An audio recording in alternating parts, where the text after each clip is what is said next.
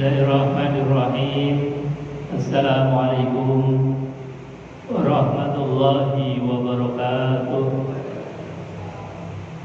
Bismillahirrahmanirrahim. Wa bi nasrillah la haula wala quwwata illa billah. Asyhadu an la ilaha illallah wa asyhadu anna Muhammadan abduhu wa rasuluh. Allahumma shalli wa sallim ala sayyidina Muhammadin wa ala alihi wa sahbihi ajma'in. Rabbi israh li sadri wa yassir li amri wa hlul 'uqdatam min lisani yafqahu qawli. Amma ba'd.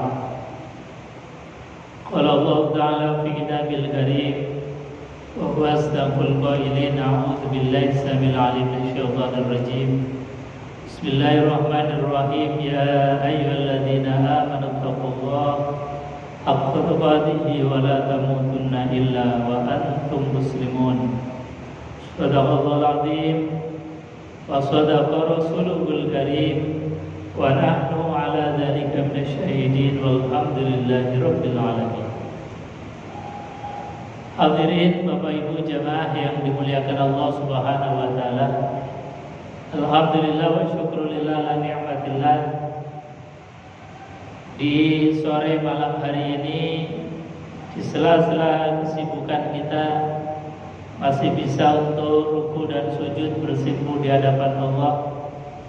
Dilanjutkan dengan mengkaji bersama, belajar bersama, mengambil nasihat dari Al-Quranul Karim, mengambil ibrah pelajaran dari orang-orang yang telah sukses, dari orang-orang terdahulu, termasuk kisahnya, sejarahnya Nabiullah Yusuf alaihissalam.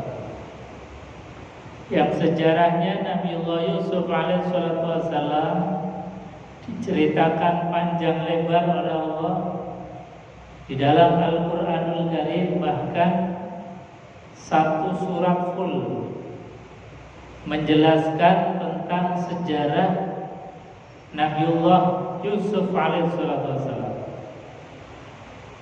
Makanya Allah sampaikan di dalam Al-Quranul Karim, nahnu naqussu 'alaika ahsanal qasas. Kami, kata Allah, menceritakan kepada kalian ahsanal qasas, sejarah terbaik, kisah terbaik. Karena ini andai kata difilmkan, itu film yang box office, jadi film yang mendapatkan piala Oscar gitu. Karena memang luar biasa ceritanya. Dilihat dari aktor dan aktrisnya, sebagaimana film itu kan biasanya film yang terbaik, aktornya ganteng, aktrisnya cantik.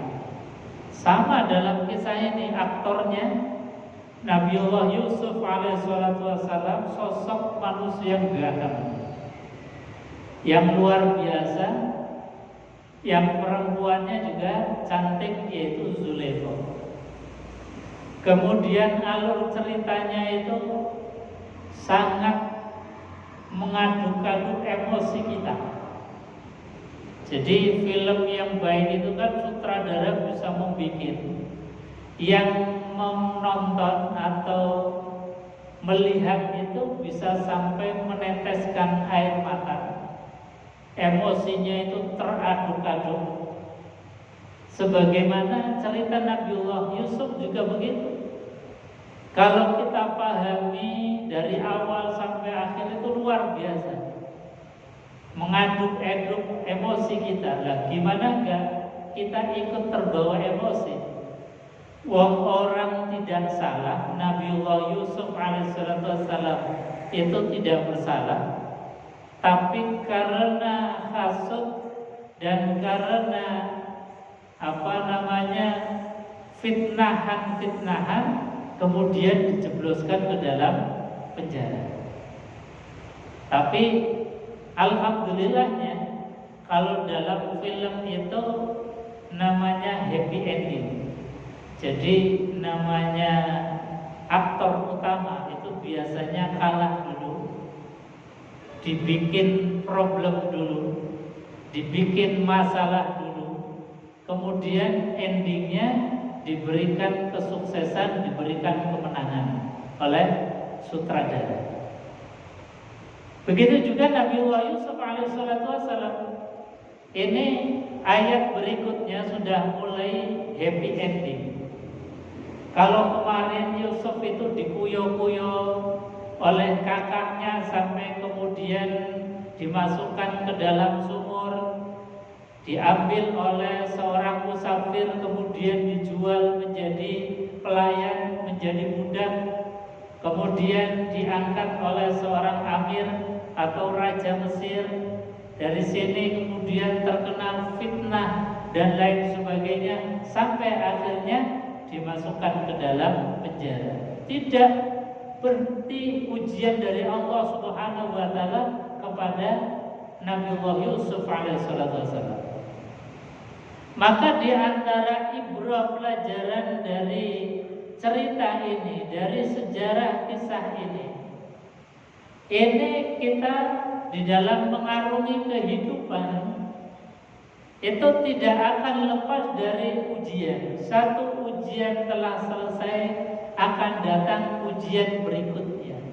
Ujian berikutnya sudah selesai, akan datang ujian berikutnya. Selagi kita ini masih namanya manusia, masih diberikan hidup oleh Allah, ujiannya akan terus menerus silih berganti. Nah, kenapa kita ini disodorkan oleh Allah kisah ini? Agar kita ini menjadi orang yang punya wisdom, punya kebijaksanaan di dalam menyelesaikan soal dan ujian dari Allah Subhanahu wa taala. Sehingga jangan memilih jalur pintas. Kita kan sering orang dihadapkan dengan ujian ekonomi, kemudian ingin jalur pintas. Jalur pintasnya apakah dengan mengambil miliknya orang lain yang tidak haknya diambil, atau mungkin nuwun sewu datang ke Gunung Kawi cari pesugihan, atau dengan judi online, atau dengan macam-macam. Orang itu mengambil jalan pintas untuk keluar dari zona ujian ekonomi dari Allah Subhanahu wa taala. Ujian dalam keluarga juga sama. Seringkali orang kemudian mengambil jalan pintas. Jalan pintasnya apa? Ujian dalam keluarga, ada masalah sedikit sudah mengajukan ke pengadilan agama, minta pisah, minta cerai. Ini namanya orang yang diberikan ujian keluarga tapi mengambil jalan pintas. Meskipun ini adalah sesuatu yang halal, yang boleh, tetapi Kanjeng Nabi Muhammad SAW mengatakan bahwasanya abghadul halal at-talaq. Ada perkara yang halal yang dibolehkan oleh Allah Subhanahu wa taala, tetapi ini paling dibenci oleh Allah dan paling dibenci oleh Rasulullah sallallahu alaihi wasallam. Yaitu apa? Talak, cerai. Makanya kita ketika dihadapkan perkara-perkara di dalam rumah tangga, ayo kita selesaikan problem hidup itu sesuai dengan arahan Quran, step by step. Satu tahap demi satu tahap. Ini sudah selesai, maka kita keluar dari zona untuk menghadapi ujian berikutnya dengan sabar. Nah, kunci dari semua pelajaran hidup yang disampaikan oleh Allah melalui kisah Nabiullah Yusuf alaihissalam adalah kesabaran kita. Mentalitas kita di dalam mendidik dan menanamkan kesabaran. Karena sabar ini adalah problem solving. Kesabaran ini adalah solusi. Makanya Allah sampaikan wasta'inu bis-sabri was-shalah. Mintalah solusi, mintalah jalan keluar pertolongan itu dengan cara apa? Allah kasih dua jalan keluar dari solusi hidup kita. Satu, bisobri. Pertama yang disodorkan oleh Allah, solusi atas problem hidup kita ini adalah sabar. Yang kedua baru wassalat, sholat kita. Jadi yang tadi kita laksanakan dengan ruku dan sujud bersimpuh di hadapan Allah, itu sejatinya adalah mengurai dari problem-problem hidup kita. Yang setiap kita itu pasti punya masalah, punya problem masing-masing. Baik problem individu, masalah kesehatan kita, masalah keluarga kita, masalah di dalam pekerjaan kita, di dalam masyarakat kita. Itu semua problem-problem. Dan kunci daripada pengurai problem adalah bisobri wassalat, dengan sabar dan sholat. Makanya kenapa Allah Subhanahu wa Ta'ala itu mempersembahkan satu tayangan dari kisahnya Nabiullah Yusuf agar kita ini melihat, agar kita ini banyak belajar dari apa yang dilakukan oleh Nabiullah Yusuf. Ujian bertubi-tubi, tetapi yang beliau lakukan adalah menanamkan kesabaran di dalam hati, keluar dari zona ujian.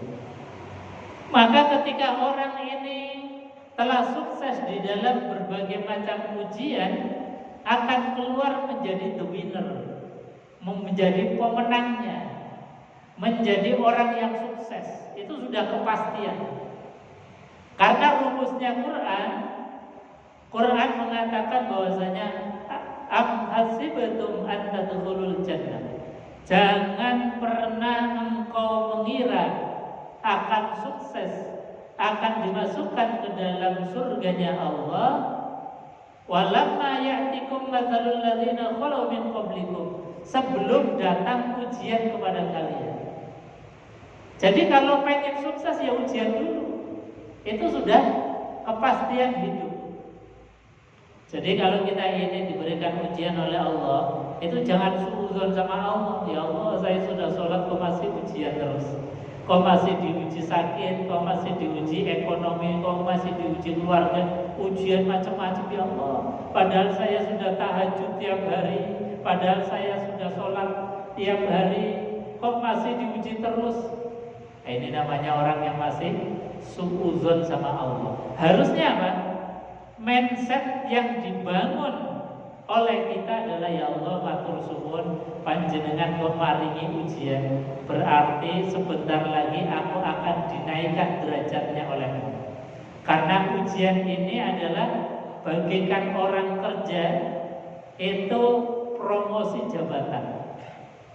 Jadi sekali lagi, ketika kita ini diberikan ujian oleh Allah, itu sejatinya sedang dipromosikan untuk naik tingkat, untuk naik jabatan. Lulus enggak kita di dalam ujian itu?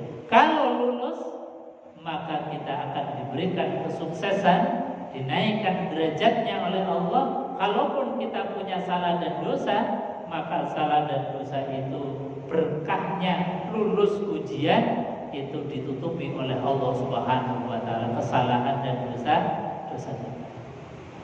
Jadi mentalitas ini yang harus kita punya, bukan mentalitas yang rendah diri, bukan mentalitas yang kemudian cari jalan pintas sampai orang kemudian tidak kuatnya menghadapi ujian. Jalan pintasnya ada yang gantung diri, minum obat sampai dia itu mati. Nah, ini namanya orang yang tidak tahu bahwasanya rahmatnya Allah itu sungguh amat sangat luas. Maka ketika orang itu lulus di dalam ujian setiap etapa kehidupannya, pasti akan menemui sebuah kesuksesan. Makanya ayat berikutnya yang menceritakan tentang kisahnya Nabiullah Yusuf alaihissalam, ini sudah mulai happy ending, sudah mulai menampakkan hasil dari kesabaran ujian Nabiullah Yusuf alaihissalam. Kata Allah Subhanahu wa taala, wa kadzalika yajtabika rabbuka wa yu'allimuka min ta'wilil ahadits. Di ayat berikutnya yang kemarin, wa qala al-maliku utuni bihi astakhlisu li nafsi. Falamma kallamahu qala innaka al-yawma ladaina makinun amin. Ketika Nabiullah Yusuf alaihissalatu wassalam di penjara, yang di penjara itu Zulaikha sudah mengakui kesalahannya. Toh Nabiullah Yusuf alaihissalatu wassalam tidak dendam, memaafkannya, bahkan mengatakan bahwasanya wa ma ubarri'u nafsi inna nafsa la'ammaratun bisu' illa ma rahima rabbi. Sudah mengakui kesalahannya yaitu Zulaikha. Nabiullah Yusuf juga sudah memberikan pemaafan. Makanya kemudian Allah Subhanahu wa taala mengangkat derajatnya dengan cara apa? Wa qala al-malik, seorang raja, suaminya Zulaikha tadi, kemudian mengatakan, uktuni bihi astakhlisu li nafsi. Kalau begitu, kalau memang Yusuf itu gak salah, coba datangkan kepada aku. Aku akan berikan dia itu kedudukan yang tinggi. Aku pilih dia menjadi orang yang bisa merumat negeri ini, agar negeri ini bisa menjadi negeri yang baldatun thayyibatun wa rabbun ghafur. Kemudian Nabiullah Yusuf alaihissalatu wassalam dipanggil oleh raja, yang kemudian raja ini memberikan apresiasi, memberikan hadiah. Setelah Nabiullah Yusuf alaihissalatu wassalam itu mentakwilkan mimpinya raja. Yang mimpinya raja kemarin sudah saya sampaikan bahwasanya raja itu bermimpi bahwa di dalam mimpinya itu ada kebun-kebun yang sangat lebat, berbuah dengan buah yang lebat. Kemudian setelah kebun lebat ini, kebun ini kemudian akan kering kerontang dan sampai hangus dan hancur. Ada lagi dalam mimpinya raja, ada binatang-binatang ternak yang gemuk-gemuk. Kemudian setelah ada binatang ternak yang gemuk-gemuk ini, ada juga binatang ternak yang sangat kurus, bahkan kemudian mati. Ini mimpinya raja disayembarakan ke seantero Mesir, tetapi tidak ada satupun yang bisa memberikan tafsir, memberikan pemahaman atas mimpinya raja. Hanya yang bisa menafsirkan mimpinya raja itu adalah Nabiullah Yusuf alaihissalam. Karena memang Yusuf itu diberikan oleh Allah kemampuan ilmu untuk mentakwilkan mimpi. Maka setelah mimpi ini ditakwilkan oleh Nabiullah Yusuf bahwasanya nanti akan ada 7 masa, 7 tahun, yang 7 tahun itu gemah ripah loh jirami, subur makmur. Maka hendaknya ketika dalam keadaan panen raya ini kita jangan bermoya-moya, tapi menyisihkan hasil panennya untuk 7 tahun ke depan yang akan terjadi masa paceklik. Ternyata ini benar semuanya. Akhirnya tadi Nabiullah Yusuf alaihissalam dipanggil oleh raja, "Uktuni bihi astakhlisu li nafsi." Datangkan Yusuf ke hadapanku, aku akan berikan kedudukan yang tinggi di sisiku. Aku pilih Nabiullah Yusuf karena Yusuf itu memang seorang yang layak untuk diberikan kedudukan yang tinggi, menjadi seorang menteri yang ikut rumah negeri Mesir ini. Makanya kemudian Nabiullah Yusuf dipanggil. Falamma kallamahu qala innakal yawma ladaina makinun amin. Falamma kallamahu, maka ketika raja ini berdialog, berbicara kepada Nabiullah Yusuf alaihissalam, qala innakal yawm, kata raja, sekarang hari ini, kata raja, engkau adalah makinun amin, orang yang aku berikan kedudukan yang tinggi. Aku jadikan menteri, aku jadikan sebagai kepercayaanku. Maka kata Nabiullah Yusuf alaihissalam, qala ij'alni ala ghazainil ardh. Nabiullah Yusuf kemudian mengatakan bahwasanya ij'alni, jadikanlah aku ini ala ghazainil ardh, yaitu orang yang bisa merumat perbendaharaan kerajaan, atau dalam bahasa sekarang itu sebagai menteri keuangannya. Jadi nggak tanggung-tanggung, diangkat oleh raja langsung jadi orang kepercayaan untuk mengelola keuangan negara. Jadi kan luar biasa. Dan Al-Imam di dalam kitab Syajaratul Ma'arif, Imam Izzuddin Abdussalam itu mengambil ayat ini, kata beliau, boleh orang itu minta jabatan kalau merasa dirinya itu punya kemampuan. Jadi sekali lagi, Al-Imam Izzuddin Abdussalam itu membolehkan, bahkan mengambil ayat ini sebagai dalil boleh orang itu minta jabatan, tetapi syaratnya ketika dia itu sadar punya kemampuan dan bisa menjaga amanah atas kepercayaan dari masyarakat. Sebab ketika Nabiullah Yusuf alaihissalam meminta jabatan, ij'alni ala ghazainil ardh, jadikanlah aku ini sebagai orang yang merumat perbendaharaan negara atau menjadi menteri keuangan. Kata beliau, inni hafizun alim, karena aku ini, kata Nabiullah Yusuf, adalah hafizun, orang yang bisa menjaga amanah, alimun, dan juga orang yang punya ilmu, orang yang punya pemahaman, orang yang punya wawasan yang luas. Jadi syaratnya tadi, kalau kita ini yakin diri kita ini adalah orang yang bisa menjaga amanah dan yang punya kemampuan ilmu bagaimana mengelola amanat daripada masyarakat, maka kita boleh untuk meminta jabatan.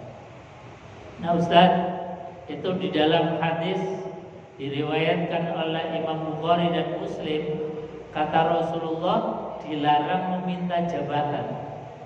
Karena kalau kita meminta jabatan, itu Allah Subhanahu wa taala seolah-olah Allah itu lepas tangan, tidak mau tanggung jawab terhadap orang yang meminta jabatan.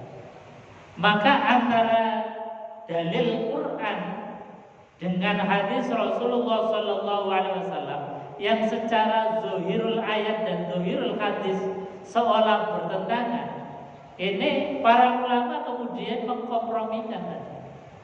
Jadi hakikatnya sebetulnya orang itu nggak apa-apa minta jabatan asal tadi punya kemampuan diri dan punya kesadaran diri bahwa dirinya itu adalah orang yang hafizun alim, bisa menjaga amanat daripada masyarakat dan juga punya kemampuan keilmuan yang bisa diandalkan. Jangan kemudian sudah nggak tahu apa-apa pengen jadi pemimpin, ya jadi rusak. Nggak bisa apa-apa pengen jadi orang yang di depan, ya jadi rusak. Karena kata Rasulullah Sallallahu Alaihi Wasallam, ketika urusan itu diberikan kepada min ghairi ahlihi, yang tidak pada ahlinya, yang tidak punya kompetensinya, tidak punya ilmu, tidak amanah, maka kata Rasulullah sallallahu alaihi wasallam, fantazirus sa'ah, tunggu saja kehancurannya. Makanya sekali lagi, kalau kita ini yakin orang yang bisa dipercaya, yakin punya ilmu, maka boleh kita ini minta jabatan bahasanya. Tapi kalau kita ini ngukur diri, kok kayaknya masih ada yang lebih baik dari kita, ya kita serahkan urusan itu min ahlinya, dari ahlinya. Hadirin jamaah yang dimuliakan Allah Subhanahu wa taala. Jadi sekali lagi, di dalam setiap etapa kehidupannya Nabiullah Yusuf alaihissalatu wassalam, itu ada percikan mutiara-mutiara hikmah, ada pelajaran-pelajaran hidup dari kita untuk mengurai apa yang kita rasakan, untuk mengukur, menimbang apa yang kita lakukan. Makanya Quran ini kan adalah mizan. Quran ini adalah timbangan kita di dalam menimbang ucapan dari lisan kita. Kira-kira lisan kita ini kalau ngomong baik apa enggak ya? Itu ditimbang.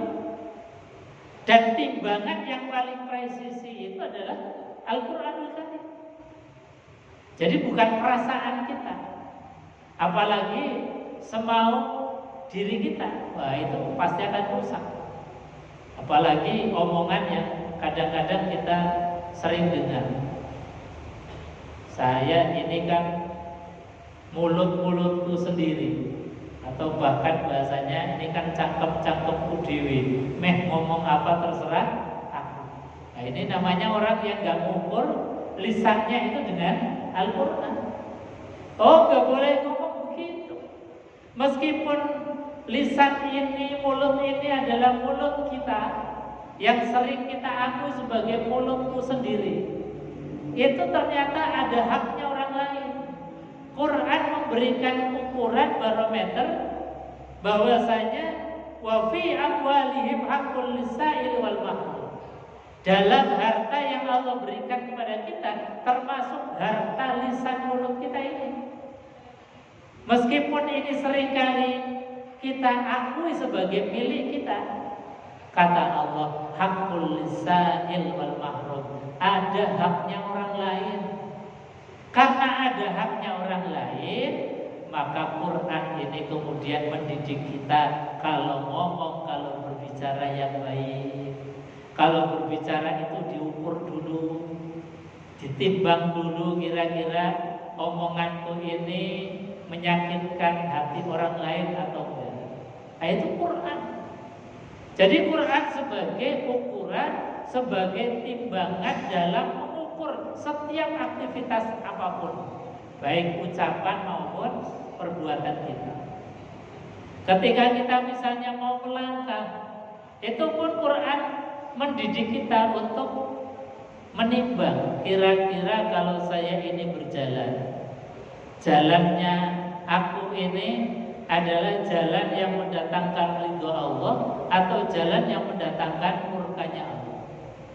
Kalau saya ini menggerakkan tangan, kira-kira tanganku ini lebih banyak manfaatnya atau madharatnya. Nah, ditimbang dengan Al-Qur'anul Karim, diukur dengan Al-Qur'an. Jadi ukurannya, timbangannya bukan hawa nafsu, apalagi timbangannya semau kita. Karena apa? Kalau timbangannya nafsu, sebagaimana yang diucapkan oleh Nabiullah Yusuf, wa ma ubarri'un nafsi innan nafsa la'ammaratun bisu. Kalau ukuran timbangannya itu adalah hawa nafsu, keinginan hadun nafsi, dirinya sendiri, itu nafsu la'ammaratun bisu, seringkali ngajaknya kepada kejelekan.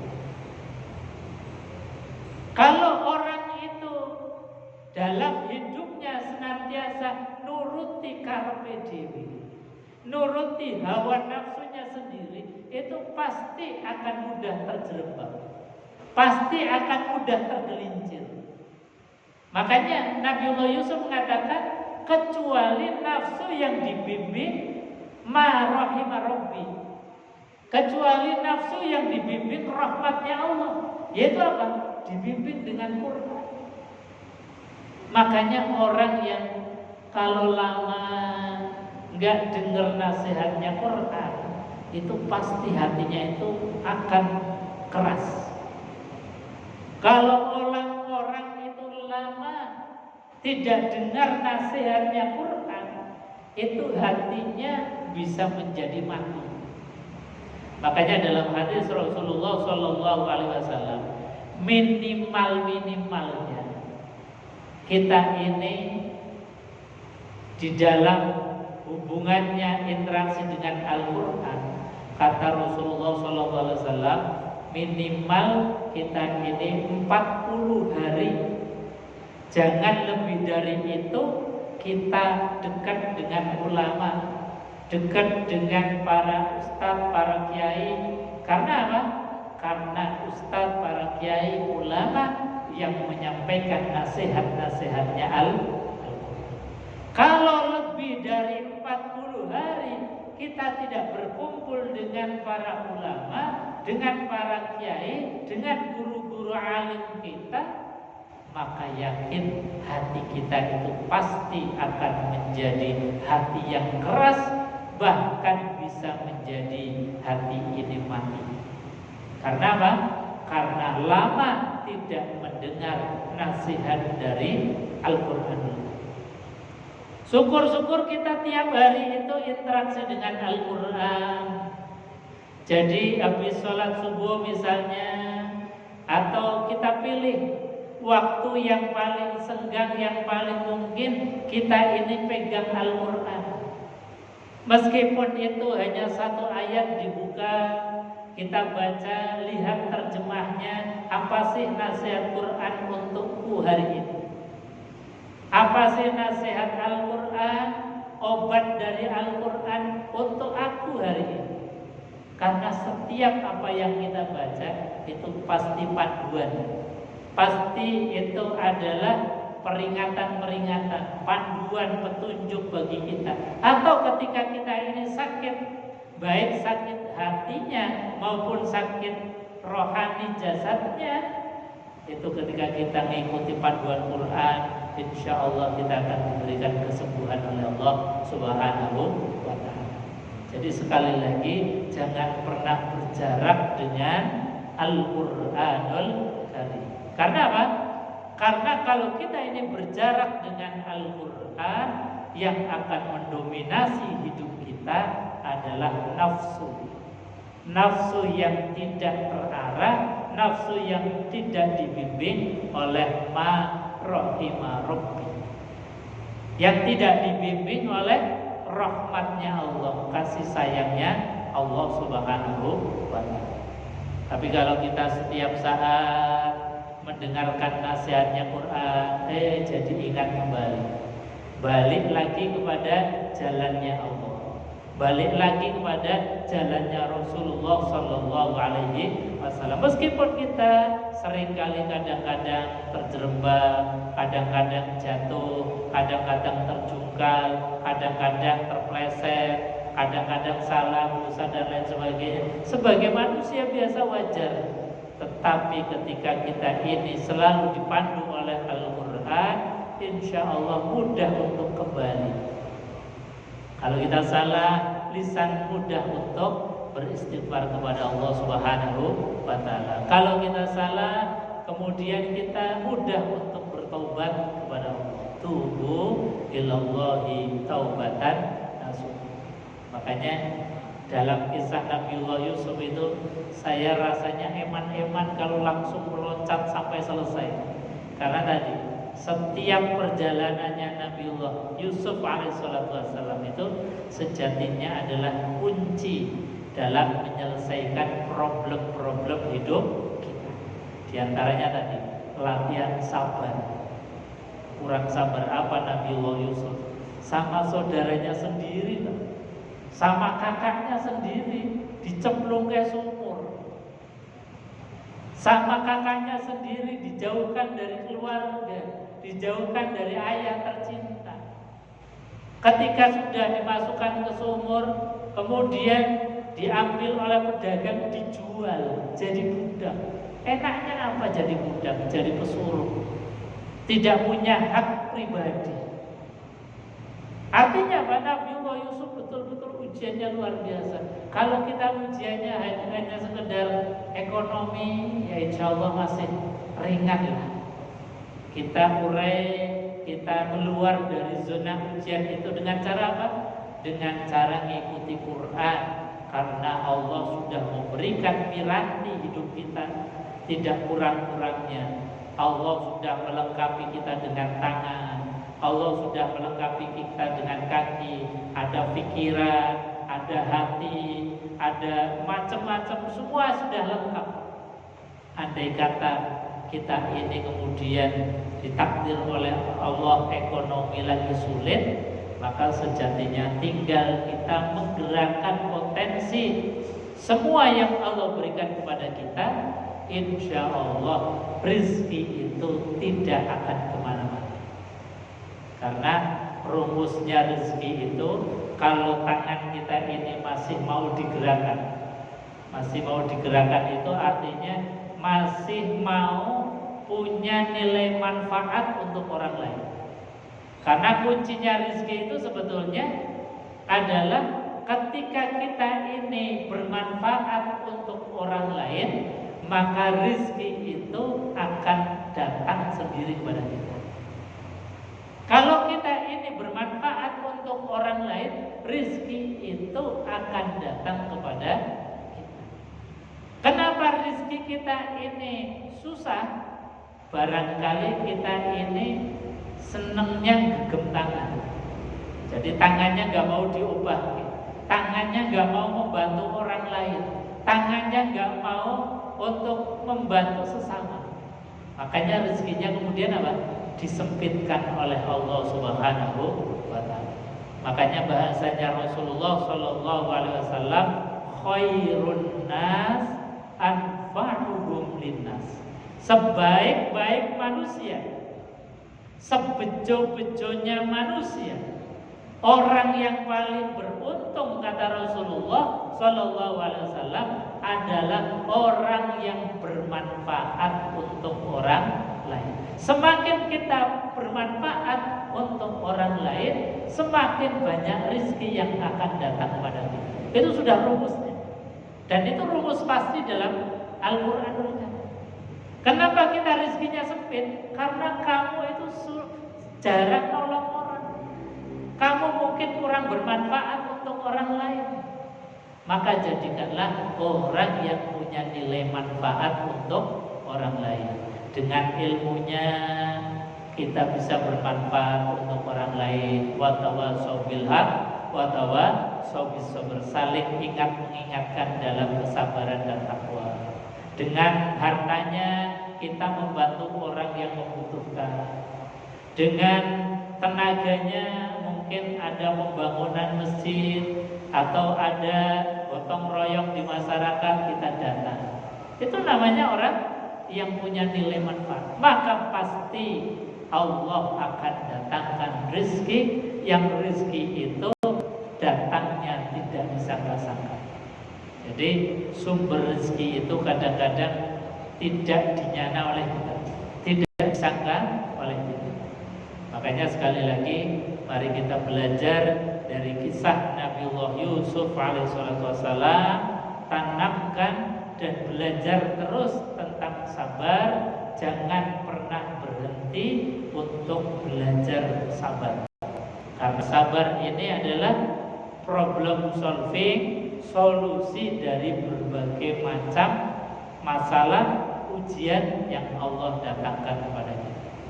Kalau kesabaran kita ini tipis, maka seringkali orang itu kemudian mengambil jalan pintas. Kalau kesabarannya kita ini dangkal, maka orang kemudian seringkali menyalahkan Allah Subhanahu kepada. Karena apa? Karena kesabarannya dangkal. Kalau orang sabar itu selalu dititeni. Oh, saya diberikan sakit oleh Allah Subhanahu wa taala, berarti Allah ingin aku banyak menyebut Allah. Allah ingin aku ini berzikir banyak kepada Allah Subhanahu wa taala, banyak mengingat Allah Subhanahu wa taala. Karena kalau orang sakit itu kan biasanya sering menyebut Allah, astagfirullahaladzim, subhanallah, Allahu akbar. Nah, Allah itu kalau disebut-sebut namanya itu sangat-sangat bangga. Makanya di antara caranya Allah agar memaksa kita ingat kepada Allah itu seringkali kadang didatangkan ujian, karena ujian itu sejatinya adalah satu sisi mengangkat derajat kita, satu sisi adalah menutup segala khilaf dan dosa kita. Mudah-mudahan kita yang hadir di majelis ini termasuk orang yang diberikan kesabaran oleh Allah Subhanahu wa taala. Amin ya rabbal alamin. Kita tutup dengan istighfar bersama-sama. Astaghfirullah rabbal baraya. Astaghfirullah minal khataya. Rabbi zidni ilma, zidni ilman nafi'a, wa waffiqni amalan sholihan, amalan sholihan. Astaghfirullah rabbal baraya. Astaghfirullah minal khataya. Rabbi zidni ilma, zidni ilman nafi'a, wa waffiqni amalan sholihan, amalan sholihan. Astaghfirullah rabbal baraya. Astaghfirullah minal khataya. Rabbi zidni ilman, zidni ilman nafi'a, wa waffiqni amalan sholihan, amalan sholihan. Kita tutup dengan doa kafaratul majlis bersama-sama. Bismillahirrahmanirrahim. Subhanakallahumma wa bihamdika asyhadu an la ilaha illa anta astaghfiruka wa atubu ilaik. Assalamualaikum